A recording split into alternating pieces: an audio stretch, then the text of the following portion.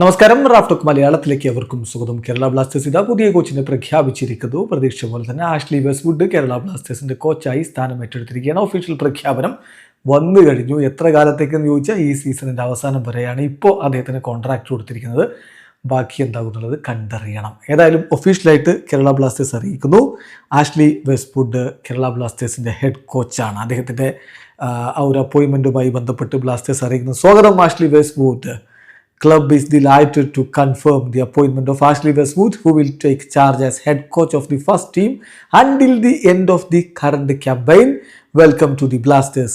Ashley എന്ന് പറഞ്ഞുകൊണ്ടാണ് അദ്ദേഹത്തെ ഇപ്പോൾ സ്വാഗതം ചെയ്തത്. ഏതായാലും ഈ സീസണിൻ്റെ അവസാനം വരെ ഇപ്പോൾ വളരെ കുറഞ്ഞ കളികളേ ഉള്ളൂ. ഓൾറെഡി 6 കളികൾ കഴിഞ്ഞു. ഇനിയിപ്പോൾ 7 കളികൾ ലീഗ് ഘട്ടത്തിലുള്ളത്. അപ്പോൾ അത്രയും കളികളിലേക്കാണ് ഇപ്പോൾ എന്തായാലും അപ്പോയിന്റ് ചെയ്തിരിക്കുന്നത്. ബാക്കി എക്സ്റ്റൻഷൻ ഉണ്ടാവുമോ ഇല്ലയോ എന്നുള്ളതൊക്കെ കണ്ടറിയണം. എന്തായാലും ആഷ്ലി വെസ്റ്റ്വുഡ് ഇന്ത്യയിൽ അനുഭവ പരിചയ സമ്പത്തുള്ള ആളാണ് എന്നുള്ളത് തന്നെ ഒരു പോസിറ്റീവായിട്ടാണ് കണക്കാക്കപ്പെടുന്നത്. ബംഗളൂരു FC അദ്ദേഹം മുന്നോട്ട് നയിച്ചത് നമുക്കറിയാം. അതിനുശേഷം ATKയുടെ കെയർടേക്കറായിട്ടുണ്ടായിരുന്നു.